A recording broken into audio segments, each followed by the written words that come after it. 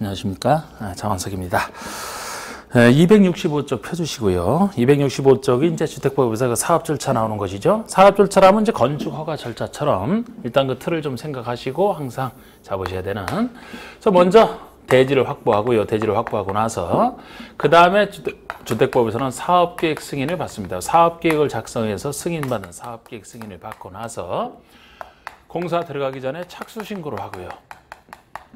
그 다음에 시공 감리를 통해서 완공이 되면은 완공된 건축물은 이제 사용 검사를 받고 나서 사용하는, 그래서 건축 절차랑 아주 흡사하죠. 특히 이제 사업 승인한 용어가 완전히 틀리고요. 우리 건축법에서는 건축 허가권자가 주로 절차를 담당했다라면은 주택법에서는 이 사업 승인권자가 이 절차랑 관련된 행정청은 승인권자가 주로 한다, 이런 느낌으로 행정청은 정리를 하시고, 예를 들어 사업 승인 승인권자가 내줍니다. 착수 신고 승인권자에게 신고해야 되고요. 감리자 지정마저도 승인권자가 지정한다는 것은 건축법과의 차이가 되겠습니다. 우리 건축주에 해당되는 것을 주택부서는 사업주체라고 하죠. 사업주체가 시공자 선정은 합니다만 감리자 지정은 안 하고 승인권자가 지정한다는 게 건축법에서는 건축주가 지정하는 게 원칙이었고, 예외적으로 허가권자라면은 여기는 큰 사업이니까 사업주체를 못 믿어서 원칙이 승인권자가 지정을 하고, 그렇지 않은 예외가 존재합니다. 이렇게 좀 약간 다른 거. 그리고 이렇게 큰 건축물이기 때문에 건설하는 것까지는 사업 승인권자가 관련돼 있지만 사용 검사는 검사 맞는 것에 불과하기 때문에 승인권자가 아니고 승인권자보다 작은 기초지자체장인 시장군수 구청장에게 사용검사 받는 것도 특이하니까 기억을 하시고, 국장으로부터 사업 승인 받은 경우는 국장이 있습니다만 요것만 또 승인권자가 아니죠. 그리고 이 사업 승인권자라는 것은 원칙적으로는 지자체장 중에서는 대지 면적 크기에 따라서 대지 면적이 10만 제곱미터 이상이냐 10만 제곱미터 미만에 따라 달라지는데, 10만 이상이라면 10만 미만 작으면은 마침 이제 관리계획 그 이반권자 결정권자 구조랑 비슷하거든요. 관리계획 이반권자가 우리 특광시장구수였죠, 원칙이. 그러면 여기도 이제 특별시장, 광역시장, 자치도 시장 군수가 10만 이상이라면 관리계획 결정권자인 시도지사, 대도시장이랑 같은 구조가 되는 거예요. 같은 구조가 돼서 뭐 복잡해 보이지만 사실상은 여기서만 차이가 생기는 것을 얘기합니다. 결국 시도에서 시가 얘기하는 게 특별시장, 광역시장, 자치시장을 얘기하죠. 자치도지사는 도지사 수가 포함되어 있고 대도시시장은 시장 수가 포함되어 있습니다. 결국 사업승인권자는 10만 이상이든 미만이든 관련 없이 특별시, 광역시, 자치시, 자치도, 대도시, 즉 대도시 이상에서는 그 사람이 다 하는 결과 아닙니까? 단 여기서만 보통 대도시가 아닌 시장의 수가 승인을 내주느냐, 도지사가 내주느냐, 여기서만 차이가 날 뿐이에요. 우리 관리계획도 시장 수가 위반한 것을 도지사가 결정해주는 그것만 있지 똑같은 구조 아닙니까? 그래서 이게 복잡해지만 시험에 들러왔고, 예외적으로 국토교통부 장관이 사업승인을 내주는 경우 요거를 중요하게 많이 물어봤습니다. 요 국장은 크게 세 가지가 존재하죠. 세 가지가. 국장이 하는 경우는 일단 국가랑 토지주택공사, 토지주택공사가 할 때입니다. 이거는 규모에 상관없이 쓰니까 시간 많이 걸리면 그냥 말로만 하겠습니다. 우리 국가나 토지주택공사는 전국을 대상으로 사업을 하기 때문에 규모에 상관없이 국장에게 받으면 편한 거예요. 안 그렇습니까? 만약에 지자체 공공 중에서도 지자체나 지방공사는 여기 빠지는 게 지자체나 지방공사라면은 지방에 머물러 지방에서만 사업하니까 지자체장에게 받는 게 편하겠죠. 그죠? 오히려 불편합니다. 국장에게 받으라면. 그래서 국가랑 토지주택공사 전국을 대상으로 사업하는 사람. 또 하나는 어느 사업인지 상관없이 대규모 사업과 관련돼 있어요. 330만 대규모 330만 제곱미터 이상의 택지개발 사업 등을 한다. 그러면은 큰 사업과 관련돼 있으니까 국장이 한다, 이렇게 보시면 되고요. 또 하나는 수도권이나 광역시 지역의 어떤 그 긴급한 경우는 항상 예외 인정하지 않습니까? 긴급한 경우랑 아니면 지역 균형 개발이 필요하다, 광역적 차원의 조정이 필요하다, 그때는 국장이 하는 거 당연하지 않습니까? 그렇게 보시고, 항상 우리 주택법에서는 부동산 투자 회사를 하더라도 공공에 해당하는 사람이 50%를 초과하여 출자하여 만든 부동산 투자 회사라면은 공공 중에서도 토지주택공사처럼 봐주시면 돼요. 엄밀하게는 그 자산관리회사가 토지주택공사인 경우 하나고 있는데, 하여튼 공공이 50%를 초과하여 출자한 부동산 투자회사라면 공공처럼 앞으로도 계속 봐주시면 되고, 이제 국장이 하는 걸 잘 구별을 하셔야 됩니다. 그리고 하나는 이제 핵심만 좀 그리고 여기서도 사업승인 대상이라는 게 제일 중요하지 않습니까? 기본이 어느 때 어느 정도 사업할 때 사업승인을 받아야 되느냐. 단독주택이라면 30호 이상이 원칙이죠. 그런데 예외 두 가지, 50호 이상부터 받는 혜택 두 가지가 한옥 설치 장려 한옥과 공공택지를 일단의 토지로 공급받아 하는 거, 그게 이제 혜택을 주려고 50호 이상. 공동주택이라면 30세대 이상 주택건설 사업을 할 텐데요. 아시다시피 리모델링이라면 세대수 증가하는 부분만 30세대 이상일 때 사업 승인, 나머지 리모델링은 허가 아닙니까? 그리고 50세대 이상부터 하는 예외가 역시 두 가지예요. 도시형 생활주택 중에서 일정 요건을 갖춘 진입도로 폭이 6m 이상, 면적 30 이상, 웬만한 거 다 들어간다. 이런 조그만 요건을 갖춘 단지형 연립, 단지형 다세대. 도시형 중에서 원룸형은 처음부터 인기가 있었기 때문에 괜찮고, 단지형 연립, 단지형 다세대 활성화를 위해서 만들어진 50세대 이상, 그렇게 생각하시면 되고, 또 하나는 정비사업 중에서 반쪽짜리 사업을 전제로 하는 두 정비사업. 반쪽짜리 사업을 하는 주거환경 관리 사업은 원래 반쪽으로만, 주거환경 개선 사업 중에서는 반쪽짜리 하는 것만 해당이 되죠. 개선사업 관리 사업에서 반쪽으로 할 때는 시행자가 주택을 손대지 않고 주택을 소유자가 스스로 한다 그랬죠. 스스로 하는 것은 정비사업이 적용 안 됩니다. 그래서 주택법, 건축법이 적용되는데 50세대 이상일 때 주택법, 그렇지 않은 경우 건축법이 이렇게 되는, 그게 이제 그렇게 구별해 두시고, 자, 그 다음에 이제 나오는 대로 설명을 드리죠. 그러니까 한 상태에서. 자, 그럼 이제 13번에 주택법상 사업 승인 대상으로 옳지 않은 표현을 했는데, 사업 승인 대상이 아닌 거. 자, 30호 이상의 단독주택 건설 사업이면 원칙이 30호죠. 50호 이상의 한옥, 단독주택 한옥이라면 50호 이상. 3번에 30세대 이상의 세대수를 증가하는 리모델링 사업이다. 세대수 증가하는 부분만 건설 파트 30세대 이상 원칙. 4번에 도시형 생활주택 중에서 50세대 이상의 원룸형. 도시형 생활주택 중에서 50세대 이상의 사업 승인 대상이 되는 것은 단지형, 일정한 요건을 갖춘 단지형 연립, 단지형 다세대라고 했잖아요. 그러면 원래부터 인기 있었던 원룸형은 원칙으로 돌아가서 30세대 이상부터 사업 승인을 받으면 되는 겁니다. 그래서 4번이 틀렸고요. 주거환경 관리구역에서 건설하는 50세대 이상의 공동주택, 주거환경 관리구역과 주거환경 개선구역이 50세대 이상 아닙니까? 그래서 4번만 틀렸고요. 자, 우리 14번은 주택보상 사업 승인권자에 대한 설명으로 옳지 않은 것을 했는데, 제가 아까 틀 잡았던 대로 특별시에서는 대지면적에 관계없이 결국 특별시장이 되는 게 원칙이 되겠습니다. 광역시에서는 역시 광역시장이, 도에서는 대지면적에 이제 도지사, 아니죠. 도에서는 10만 이상일 때는 도지사가, 10만 미만이면 시장우수가 되니까 이 부분이 틀렸죠. 그 다음에 4번의 제주특별자치도 관계없이 그 사람이, 대도시, 그 대도시 시장이, 그렇게 정리되어 있는 거. 15번. 오히려 이걸 그런데 많이 물었죠. 주택 15번이 주택법상 사업 승인권자가 예외적으로 국장이 되는 사유이다, 아닌 거. 자, 국가랑 토지주택공사 간다. 전국을 대상으로 하니까 2번 지자체 지방공사, 이게 정답이 되죠. 지자체 지방공사는 오히려 지자체장에게 받는 게 편합니다. 그죠? 이게 아니고. 3번이 대규모 사업인 330만 이상 규모로 도시개발 사업을 추진하는 지역 중 국장이 지정고시하는 지역에서 사업할 때 택지개발 사업이든 도시개발 사업이든 둘 중에 하나, 330만 이상. 4번이 지역균형개발이나 광역지원의 조정이 필요해서 국장이 지정고시하는 지역 안에서 조정이 필요하니까 지자체장이 하기에는 맞지가 않죠. 5번은 지자체가 단독으로 총지분의 50%를 초과해 출자한 부동산 투자 회사가 사업할 때입니다. 지자체라면 공공 중에 하나죠. 이 사람이 50%를 초과해 출자했으니까 공공처럼 봐주시라고 했던. 그래서 이런 거 나오면 이제 공공 중에서 토지주택공사처럼 봐주시면 됩니다. 자, 6번 문제는, 16번 문제는 괄호 속에 알맞은 것은 공구별로 분할하여 주택을 건설 공급하는 내용으로 주택건설 사업의 사업계획 승인을 신청하려면 주택단지의 전체 세대수는 600세대 이상이 되는 겁니다.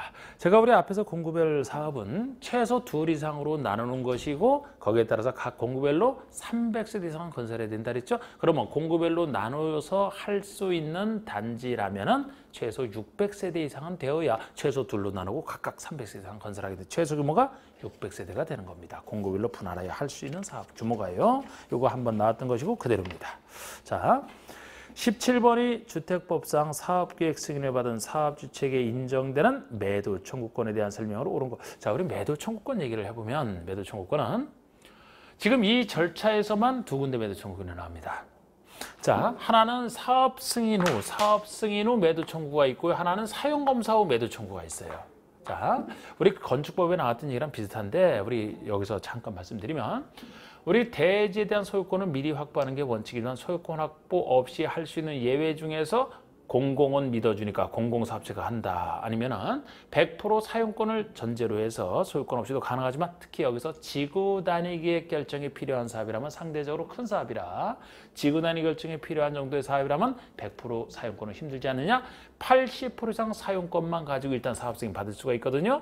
그러면 일단 80% 이상 사용권 갖고 사업 승인을 받았다 그러면은 그 다음에 공사 착수하기 전까지는 아직 사용권을 확보하지 못한 대지나 건축물의 소유권을 다 확보를 해야 전체 대에서 공사를 할 수 있잖아요. 그래서 그것과 관련해서 안 팔려고 할 테니까 시가 매도 청구를 통해서 확보할 수 있게 해주는 그런 장치가 되겠습니다. 이게 사업 승인은 매도 청구인데 그 80% 이상 가지고서 일단 받은 상태에서 다시 둘로 나누고 있어요. 95% 이상이냐 아니냐에 따라서 95% 이상이라면 5%이면 아주 작은 사람 때문에 사업을 못해서는 안 되기 때문에 그때는 사용권을 확보하지 못한 대전업체는 모든 자에게 매도 청구를 할 수 있게 해놨습니다. 그런데 95% 이상이 아니다. 즉 80에서 95 사이라면 10년 장기 소유자를 제외한 자에게만 매도 청구하세요. 그러니까 10년 장기 소유자는 장기 소유자가 안 팔면 사업 못하는 겁니다. 그거 시가 매도 청구, 다 시가는 똑같다 그랬고요. 자, 이것도 말씀드리면 여기서 사용검사 매도 청구는 이제 이따 나올 텐데 일단 사용검사를 받고 나서 입주를 시키겠죠. 입주를 시켰는데 사용검사 이후에 어떤 진정한 소유자가 나타나서 소유권 이전 등기 소송 등에 따라 소유권을 회복해갔다. 이걸 실소유자라고 합니다. 사업주체가 남의 땅을 잘못 분양했다는 얘기가 되죠. 그래서 만약에 실소유자가 찾아갔다라면은 입주한 사람은 대지의 몇 프로 이렇게 지분대로 가지고 있게 되는데 진정한 소유자가 찾아간 부분만큼 손실이 생겼네, 그죠? 그래서 그거를 회복할 수 있게 하는 제도인데 그래서 이게 사용검사가 매도 청구인데 이때도 그 매도 청구를 함부로 인정하면 안 돼요. 소유자 입장에서는 시가 매도 청구이기 때문에 굉장히 불쾌하거든요. 그래서 여기서 매도 청구할 수 있는 요건이 역시 아까 사업 승인 매도 청구 요건과 좀 비슷합니다. 그 실소유자가 회복한 소유권을 회복해간 땅이 전체 대지의 5% 미만 작을 때만 아까 우리 95% 이상이면은 모든 재개 매도 청구할 수 있듯이 그 5% 미만 아주 작은 땅 때문에 입주한 사람들이 괴로워해서는 안 된다. 5% 미만 작을 때고 이때도 그 매도 청구 의사 표시가 그 실소유자에게 그자가 소유권을 회복한 때로부터 2년 내 송달이 돼야 돼요. 너무 오랜 기간 지난 동안에 매도 청구를 하게 되면은 매도 청구가 없을 거라 생각했는데 당황하지 않습니까? 그래서 2년이고 제가 건축법 주택부서는 대부분 2년이라고 일단 해두시고 그 날짜를 보면 기간을 생각하시면 되는데 그 중에 하나가 여기 되겠습니다. 이때 뭐 대표자 선정해서 소송하는 거 뭐 이런 것들은 그 해당 파트에서 그냥 보시고 핵심만 지금 말씀드렸는데 자 17번에 최근 문제죠. 사업 승인을 받은 사업주 측에 인정되는 매도 청구권에 대한 설명으로 옳은 것은 자 주택건설 대지에 사용권을 확보하지 못한 건축물이 있다. 그 건축물은 매도 청구 대상이 되지 않는다. 당연히 건축물도 매도 청구 대상이 돼야 되죠. 토지나 건축물이 다 매도 청구 대상이 돼야 그거를 흡수를 해서 전체에서 공사를 시작할 수 있으니까 틀린 겁니다. 이번에 사업주체는 매도 청구일 전 60일부터 매도 청구 대상이 되는 대지 소유자와 협의를 진행하라. 우리 매도 청구라는 무서운 칼을 빼들기 전에 미리 협의를 해보고 협의가 안 될 때 하게 돼 있는데 3개월간 협의를 해줘야 돼. 최소 3개월간. 그래서 매도 청구 전 60일이 아니고 3개월부터 이렇게 해야 됩니다. 그런데 이것도 역시 이 얼마나 협의를 해야 되는 게 크게 중요한 건 아니지 않습니까? 그래서 옳은 거 찾는 문제에서는 이거를 틀리게 내서 그냥 정답 아닌 걸로 했다 이렇게 생각을 하셔도 돼요. 자, 3번의 사업주체가 주택건설 대지 면적 중에 90%에 대해서 사용권을 확보했다.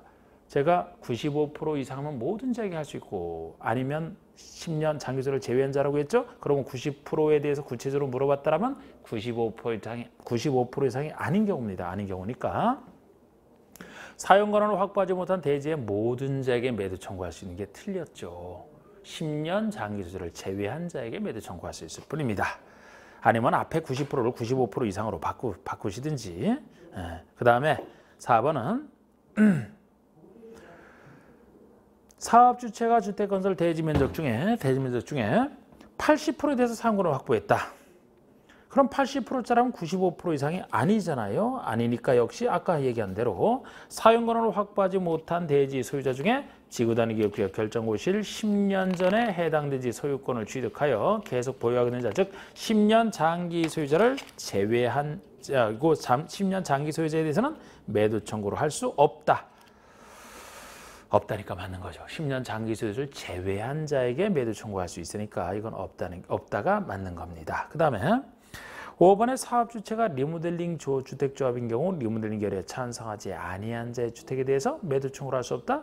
이것도 유명한 얘기로 여러 번 물었던 거예요. 매도 청구할 수 있어야 됩니다. 없다가 틀렸어요. 여러분, 지금 요거는 사업 승인 대상이니까 주택 건설 사업을 전제로 하는 건데 보통의 리모델링이면 건설 공급 파트가 아니기 때문에 리모델링 허가를 따로 받아야 되는데요. 나중에 이제 허가 파트에서 가 보시면은 거기서는 조합이 한다 그러면은 일정한 결의를 100%가 아니고 단지 전체에 대해서는 단지 전체 구분적 일권의 75% 이상 결의와 동별로는 50%고요. 동만 리모델링 한다면은 동의 구분적 일권의 75% 이상 결의를 가지고 허가를 신청할 수 있거든요. 그럼 그렇게 해서 리모델링 허가를 받았다 칩시다. 그러면 나머지 확보하지 못한 결의에 즉 반대한 사람, 이 사람의 물건도 확보를 해야 전체대로 리모델링 공사를 할 수 있는 원리는 똑같잖아. 그러면 그 사람이 안 팔려고 하니까 역시 시가 매도 청구를 통해서 리모델링 조합에게 매도 청구를 인정해야 전체를 확보해서 공사를 시작할 수 있습니다. 그래서 당연히 매도 청구를 인정해야 되는 겁니다. 이것도. 자, 그리고 18번 보시면 주택건설사업의 착수와 승인. 자, 이것도 중요한 얘기 중에 하나인데 여러분. 자, 우리 여기서 한번 이 시험에 필요한 거 꼭 잘 정리를 합시다. 자, 우리 사업 승인 후 착수 기간이 5년이에요. 사업 승인 후 착수 기간은 5년입니다. 여러분, 이렇게 잘 정리를 하세요. 아주 이거 좋은 거니까. 우리 건축에 대한 일반법인 건축법과 건축에 대한 특별법이 주택법 아닙니까? 이 건축에 대한 두 법인 건축법, 주택법을 전제로 해서 몇 년 나오는 건 대부분 2년이다. 이렇게 보시면 돼요. 대부분 2년. 몇 년이라고 얘기해서 몇십 년이 아니고 예를 들어 뭐 20년짜리, 30년짜리, 40년짜리도 각각 있습니다. 그런 몇십 년이 아니고 몇 년 나오는 것은 대부분 2년으로 보시면 굉장히 다른 거 외우지 않아도 많이 나오는 건데 이거 쓸 수가 있어요. 그런데 대부분 2년은 그렇지 않은 예외를 기억을 하셔야 되겠지. 단 1년짜리와 135, 3년짜리, 5년짜리 요거 따로 기억하시되. 자, 우리 건축법에서 건축 허가 받고서 2년 내 착수하라. 건축 신고 후 1년 착수다. 건축법에서 원래 착수하는 것은 건축 허가 받고 착수하는 게 원칙 아닙니까? 그러니까 그 원칙이니까 보통 2년이 들어간다고 보시고, 물론 건축 허가 착수가 공장은 3년이라고 배웠어요. 예외적으로. 그죠? 보통이 2년 내 착수인데 2년 내 착수 안 하면 이제 허가 취소해야 되잖아요. 건축 허가가 2년이라면 건축 신고는 가벼운 건축물이니까 건축 신고 후 착수 기한은 가벼운 것이니까 1년으로 보시면 돼요. 그게 유명한 건축 신고 후 착수 기간이 이것이 제일 많이 나온 1년 중에서 제일 많이 나온 1년짜리가 되는 겁니다. 그러면 거기서 신고 후 착수가 1년이라면 여기서 주택법에서는 큰 아까 30대 큰 사업을 다루죠. 그러니까 사업 승인 후 사업계획 승인 후 착수 기한이 긴 5년이 돼야 되는 거예요. 그죠? 큰 사업이니까 우리 건축 허가 착수가 보통 2년이라면 좀 더 간단한 신고 대상은 1년. 큰 건축물인 사업 승인 후 착수하는 것은 5년. 이렇게 보시면 되거든요. 그리고 3년짜리가 앞에서 배우셨던 가설 건축물 그 허가든 신고든 가설 건축의 존치 기간이 기본적인 3년이고 요것은 이제 각각 1년, 3년, 5년 대표적인 예예요. 그런데 우리 1년짜리는 여기서 이거 많이 나왔지만 더 따진다라면은 우리 빈집 정비에서 빈집으로 보는 것이 1년간 아무도 사용하지 않을 때가 1년 중에 하나였죠. 그리고 또 1년을 따지면 주택법에서 좀 이따가 주택법상 그 투기과열지구 투기과열지구가 지정돼 있으면 국장이 요거 1년마다 재검토하게 돼 있거든요. 투기과열지구의 유지 1년은 저 앞에 써놨으니까 투기과열지구를 유지할지 말지 재검토하는 기간이 1년이다. 이 세 가지만 1년입니다.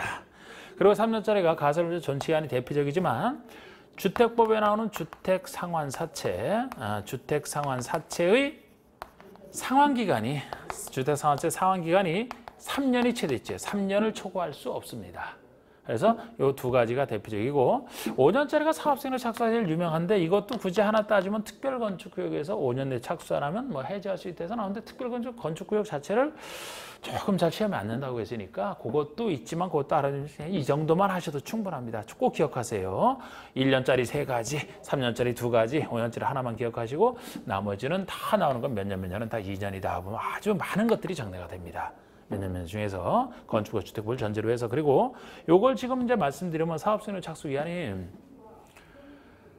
5년이라고 했잖아요. 지금 승인받고 착수해요. 그런데 제가 항상 주택법에서는 단지를 전체를 한꺼번에 할 때랑 공고별로 나눠서 하는 두 가지가 있죠.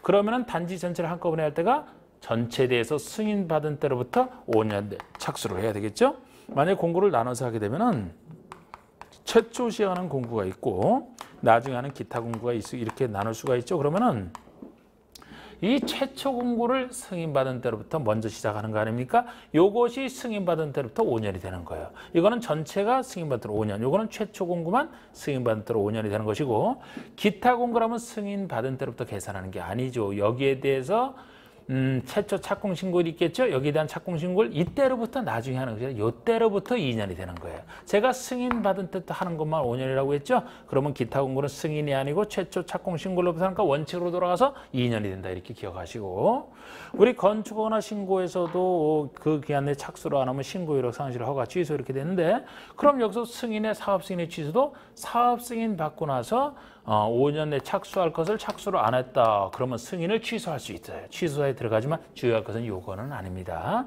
요거는 승인받은 대로 이미 착수를 했잖아요. 여기는 요때로부터 2년 내 안 했다 하는 것은 요거는 사업 승인을 취소할 수 없는 사유예요.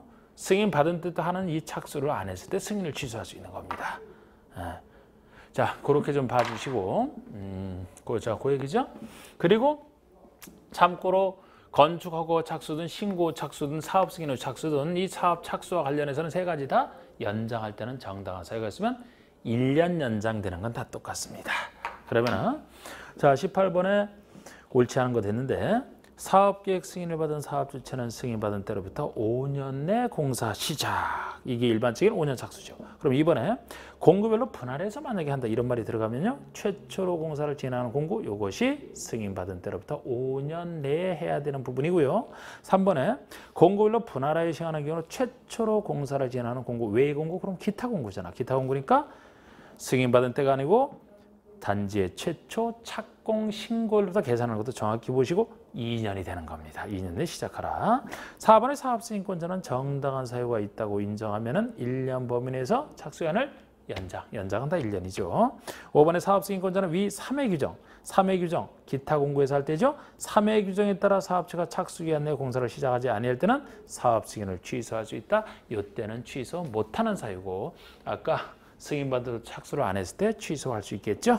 그래서 5번이 틀린 것이고 자 19번에 주택법 규정상 주택건설사업의 감리에 대한 설명이다. 옳지 않은 거 주택건설사업 감리. 여러분 여기 감리자는 아까 얘기했듯이 사업체를 못 믿어서 행정청의 승인권자가 직접 지정하는 게 원칙인데 그렇지 않은 예외를 구별하시는 두 가지가 있어요. 역시 사업체 못 믿어서 승인권자가 나섰잖아요. 그러면은 사업주체가 공공사업주체라면 항상 믿어주니까 그때는 승인권자 지정하지 않아도 됩니다. 이 공공 속에는 아까 공공이 50%를 초과한 부동산 투자에서 포함되어 있다 그랬고요. 또 하나는 도시형 생활주택에 대한 혜택이에요. 우리 도시형 생활주택은 300세대 미만으로 세대수를 제한하되 여러 가지 혜택을 준다. 그 중에 하나가 요겁니다. 그래서 도시형 생활주택은 주택법에 따라 짓더라도 건축법상 간단한 주택법에 비해서 상당히 간단한 건축보상 감리를 받으면 된다. 그쪽이 사람은 스스로 사업체가 지정하는 것이 되죠. 그 두 가지. 그래서 그 정도 보시면 돼요. 뭐 누구를 지정하는지 이런 것보다. 그래서 옳지 않은 거 됐는데 주택보상 감리자는 사업 승인권자가 사업계획을 승인한 때와 시장어수구청의 리모델링 허가를 하였을 때 지정하라. 원칙이죠. 도시형 생활주택도 주택부상 사업 승인으로 건설하는 것이므로 사업계획 승인권자가 감리자를 지정해야 된다. 도시형 생활주택은 예외 중에 하나죠. 건축법상 감리를 받으면 승인권자가 지정하지 않는다.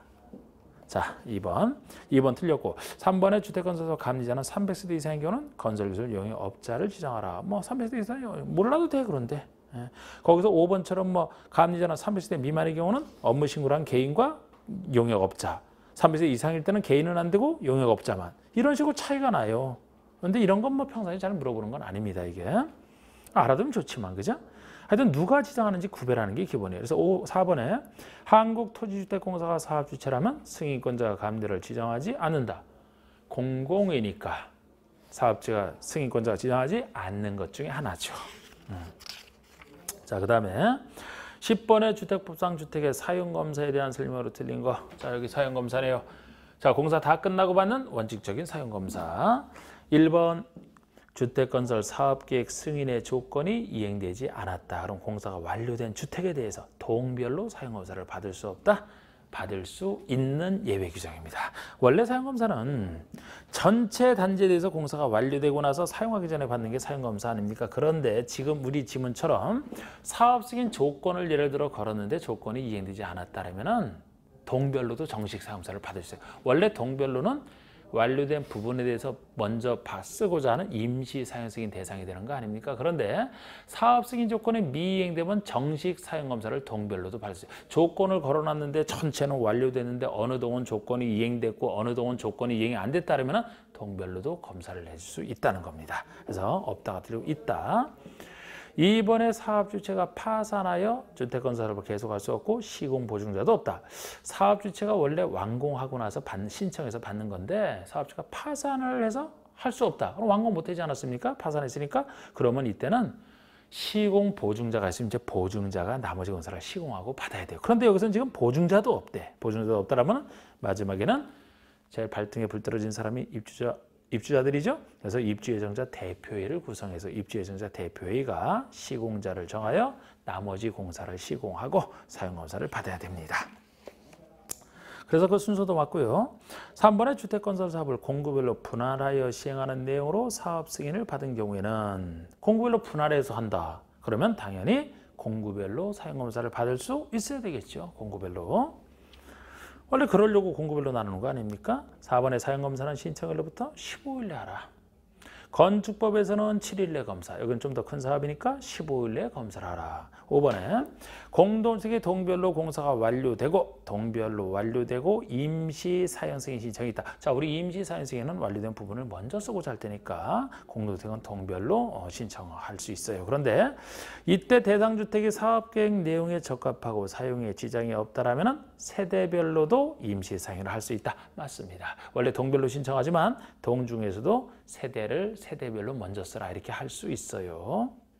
21번 주택법상 주택의 소유자는 주택단지 전체의 일부에 대해서 사용검사를 받은 이후에 말소, 소송 등에 따라 소유권을 잃은 경우에 그 토지의 소유권 회복과 관련하여 매도 청구를 할 수 있다. 이에 대한 설명을 옳지 않은 거. 이게 바로 사용검사 후 매도 청구라고 아까 매도 청구할 때 간단하게 말씀드렸던 그 부분이죠.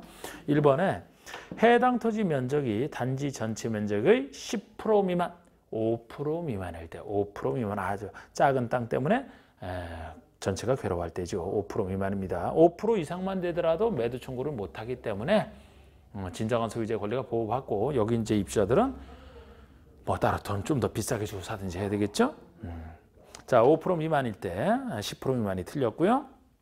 매도 청구 의사 표시는 실소유자가 소유권을 회복한 때로부터 2년 내 실소유자 소환. 이거는 맞아요. 2년은 앞이 틀렸어요. 뒤는 맞아요.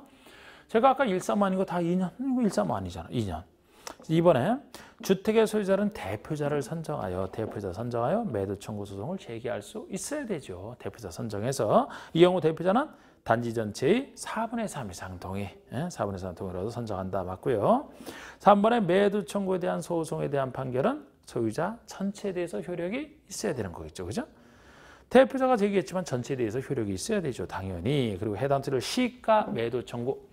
우리 공포에 나온 모든 매도 청구는 가격은 다 똑같습니다. 시가 매도 청구, 감정가 공시시가 말고 시가 매도 청구 똑같습니다. 그리고 주택의 소유자들은 매도 청구로 인해 발생한 비용의 전부를 사업주체에게 구상할 수 있다. 당연히 사업주가 잘못 분양한 일이니까 거기 들어간 비용의 전부를 다 사업주체에게 구상할 수 있어야 되는 것도 당연한 얘기가 되겠습니다. 잘 보시고 22번에 주택법상 주택건설 용지의 확보 및 매도 청구에 대한 설명을 옳은 것 했는데 주택법에서는 이제 그 사업주체의 주택건설물질 확보와 관련된 몇몇 특례도 있어요. 자, 예를 들어 1번에 국민주택 규모주택 비율을 40%라는 주택의 건설을 해서 국공유지 매수를 원하는 자에게 국가나 지자체는 해당 토지 국유지 공유지를 우선 매각할 수 있다. 안 됩니다, 이거는. 자, 여러분 국공유지를 매각할 때는 공정성을 위해서 경쟁입찰로 매각하는 게 맞지만 일정한 자에는 우선권을 준다는 것 자체가 혜택인데요. 우선권은 두 가지 경우에 받을 수가 있어요. 국민주택 규모주택 85 이하짜리를 많이 안 짓던 시절에 이거 짓게 하려고 나온 거야. 국민주택 규모 85 이하짜리를 전체의 50% 이상 지을 사람. 지금 여기는 40%라서 안 되는 거. 50% 이상 짓는 거 아니면 조합주택 지을 사람이 요구할 때예요. 조합주택을 짓는다면 집 없는 그 내 집 마련해서 그 지역 직장 조합주택 짓는 거 아닙니까? 서민들을 위한 그런 내 집 마련이기 때문에 두 가지 경우에 우선 매각이 가능합니다. 국유지, 공유지는. 그리고 그게 지금 설명드렸는데 2번 얘기랑 연결되는 거 아닙니까? 조합주택의 건설을 해서 국공유지 임차를 원하는 자에게는 국가지자체는 해당 지를 우선 임대할 수 있다. 이게 맞죠. 그래서 1, 2번이 이제 그 우선 매각과 관련된 사유인데 1번은 40%라서 안 되는 것이고 3번 이때 국공유지를 임차한 자가 임차일로부터 1년 내에 그 사업을 시행을 안 한다 그러면 이 국가지자체는 임대 계약을 취소해야 된다. 2년 내에 안 할 때 2년 내에 역시 2년 몇 년 나왔잖아요. 아까 우리 135 아닌 거 다 2년 2년 내에 안 한다면 왜 사가지고 갔느냐 그러면 임대계약 취소해야 되고 만약에 우선 매수를 했다면 환매 이렇게 해야 됩니다. 환매하거나 임대계약 취소해야 돼요. 2년 내에 안 할 때. 그 다음에 4번은 사업주체가 국민주택 용지로 사용하기 위해서 도시개발 사업 시행지의 채비지 매각을 요구하면 양도기간 조성원가. 이게 이제 두 번째 조치로서 그 채비지 우선 매각권도 있거든요.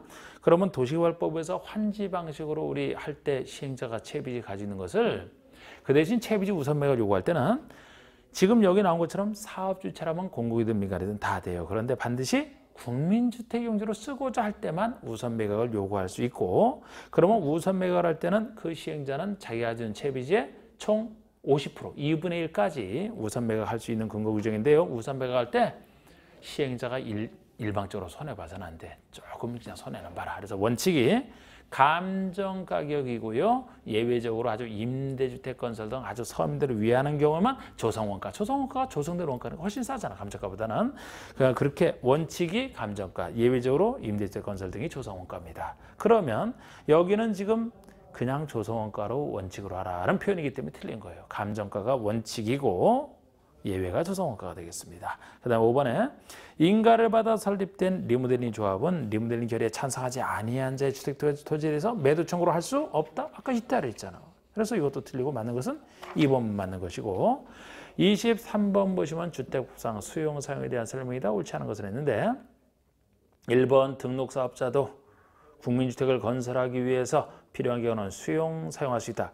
이게 틀렸습니다. 등록사업자는 민간사업주체라 수용 사용은 못해요. 자, 우리 수용 사용은 지금까지 이게 주택부산 수용의 네 번째 나오는 것이고 공법 전체에서 수용 사용권은 4군데서만 인정하거든요. 그 3가지는 앞에서 배웠던 도시군계획 사업 3가지예요.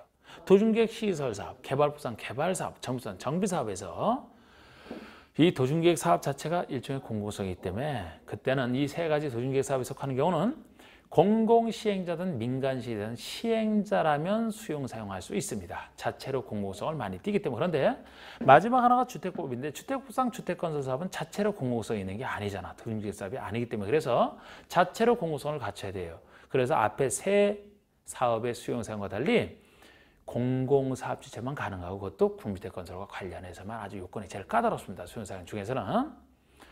다른 수용 사용은 민간시행자도 그러나 주택법상 수용 사용은 민간에는 못하고 공공사업체만 그것도 국민주택건설과 관련한 이 2가지를 다 같이 돼. 여긴 국민주택건설은 좋은데 등록사업자라고 해서 이 사람은 수용 사용 못합니다. 주택법에서는 이게 특징이에요. 주택법에서를 수용 사용할 때 사업인정 받은 것으로 보는 특례, 재결세 이거는 일반적인 경우가 똑같으니까요. 이거 누가 언제 할 수 있는지 그걸 잘 보셔야 돼요. 그래서 1번 틀렸습니다.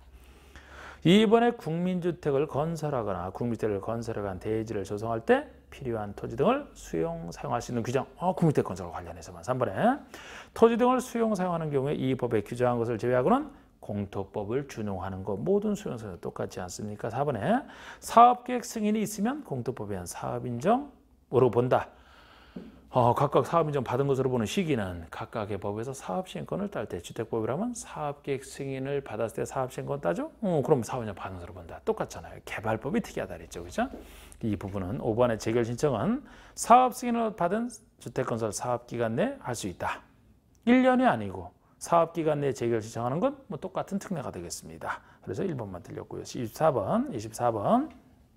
다음은 주택상환사채에 대한 설명이다.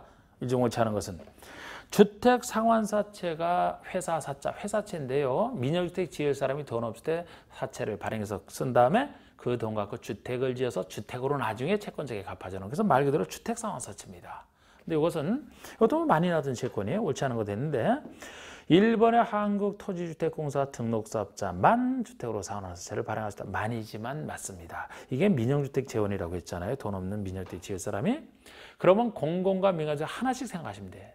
이것도 꼭 생각을 잘 하세요. 다른 사람은 틀리니까. 한국토지주택공사는 이게 공공사업체 중에서는 거의 유일하게 민영주택을 공급하는 사람입니다. 여러분들이 우리 LH 아파트 많이 아시죠? LH 아파트 85초과가 민영주택 아닙니까? 다른 지자체나 뭐 다른 공공사업체는 사실상 거의 민영주택 공급 안 합니다. 그래서 토지주택공사 발행권을 주고 있고요. 등록사업자, 민간에서는 등록사업자만. 예를 들어 주택조합이 발행할 때 틀려요. 예를 들어 주택조합이라면 우리 앞에서 주택조합이 등록사업자랑 공동으로 할 때는 따로 등록 안 해도 되고 공동할 때는 전문가인 등록사업자에게 시공을 맡긴다라고 배우셨죠? 그러면 공동으로 할 때는 등록사업자가 시공을 하니까 등록사업자에게 권한을 주면 돼요. 거기 중심으로 하니까.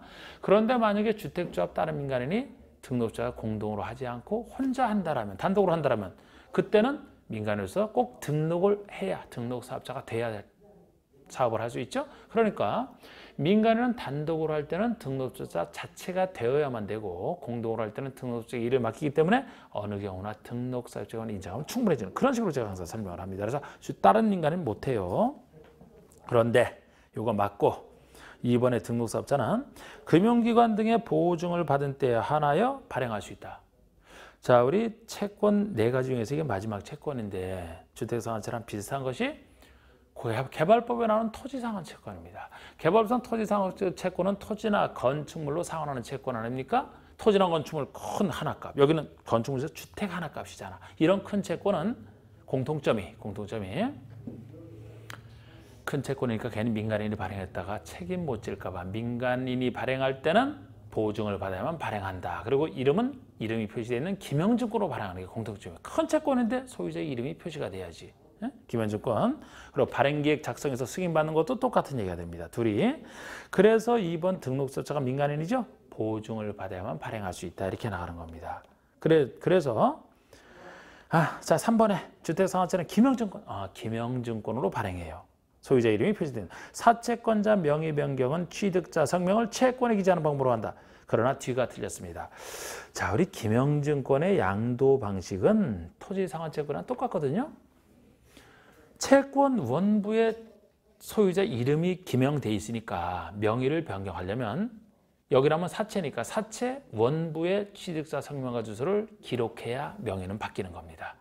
채권 자체 기록을 안 했을 때는 기재를 안 하게 되면 그때는 명의는 넘어갔지만 변경은 됐지만 대항할 수 없을 뿐이에요. 이건 같은 얘기입니다. 그래서 명의 변경은 취득자 성명을 채권에 기재하는 게 아니고 사채 원부에 기재하는 방식으로 해야 돼요. 채권에 기재를 안 하면 대항할 수 없을 뿐이니까. 그래서 3번 틀렸고, 그리고 여기에서 또 이건 다루지 않았지만 주택상환사채가 토지상환채권과 구별되는 게 유일하게 양도가 원칙적으로 안 된다는 거예요. 우리 주택상환사채는 주택받는 유일한 채권이고 이 주택공급지수 교란금지에서는 주택을 받을 수 있는 증서나 지위를 양도, 양수, 알선, 광고는 금지되어 있죠. 거기에 유일하게 걸리기 때문에 양도가 원칙적으로 안 되는데 예외적으로 부득이한 경우에는 양도가 허용이 됩니다. 부득이한 사유라면 분양권 전매 제한에서 할 수 있는 거 부득이한 사람 비슷하고요. 그런 것도 하나 있고 4번의 주택상환사채 상한기한은 3년 초과할 수 없다. 이게 아까 그 3년 중에 하나입니다. 그런데 이때 3년 초과할 수 없다는데 이 경우 상환기간은 특이하게도 사채 발행일로부터 주택의 공급계약 체결일까지 기간으로 계산을 합니다. 그러니까 우리가 주택을 상환한다고 생각을 하시면은 보통 이제 주택을 직접 지어서 이전하는 것까지 생각을 하실 수 있는 아니죠. 공급 계약 체결까지만 되면 상환됐다고 보는 게 특이한 거예요. 그래서 공급 계약 체결만 3년 지나기 전에 하면 됩니다. 5번에 등록사업체 등록이 말소돼도 그가 발행한 주택 상환세율에는 전혀 영향을 미치지 않는다.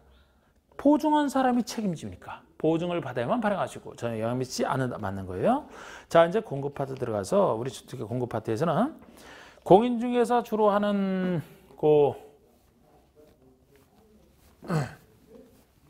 일단 공급 파트에서는 공인중개사 업무랑 제일 관련된 게 많이 나오는데 그 분양가 상한제 얘기, 우리 분양가 상한제 법에서 정하는 분양가를 상한선으로 해서 그 이하로 공급하라. 분양가 상한제 주택에 대해서 얘기를 하고요.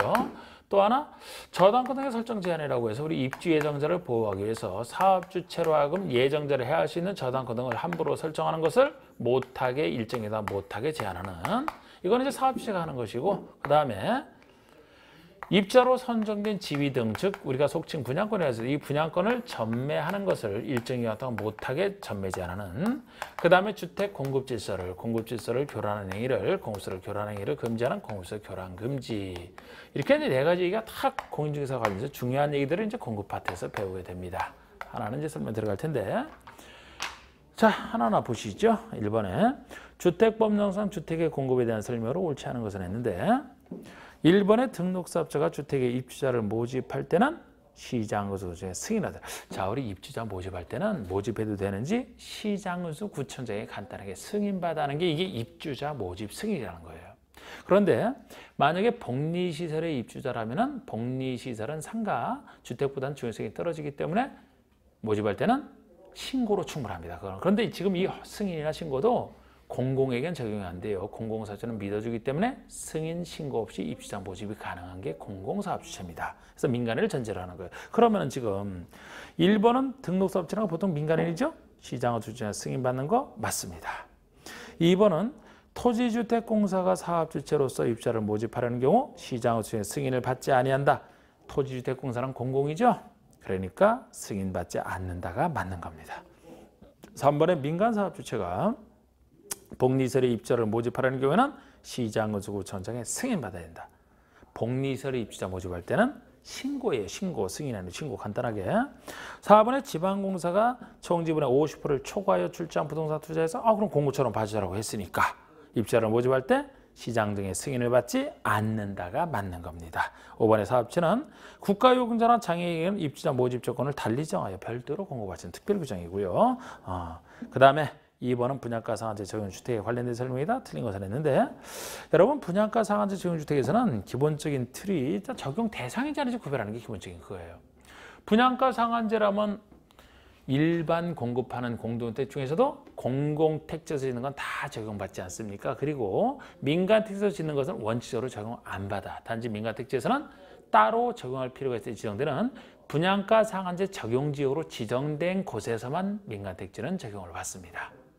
그런 얘기 없으면 안 받는 것이고 그리고 아예 처음부터 분양가 상한제에서 적용 안 되는 3가지 예가 도시형 생활주택은 도시형 생활주택은 제일 큰 혜택 그 다음에 경제자유위원회에서 안 받기로 의결한 경우가 있고요. 관광특구에서는 큰 공동택을 유도하기 위해서 그래야 멋지게 관광특구로 개발이 되니까 50층 이상의 공동주택 또는 초고층 높이죠. 50층 이상 또는 150m 이상 주택법에서는 상가를 다루지 않기 때문에 곱하기 층별로 3을 해주면 돼요. 그래서 50층 이상 또는 150m 이상 이거 안 받는 예로서 그게 이제 핵심이죠. 그래서 틀린 거 됐는데 1번에 사업주체는 공공택지에서 일반에 공급하는 공동택은 주택에서 정하는 기준에 따라서 산정되는 분양가 이하로 공급하라.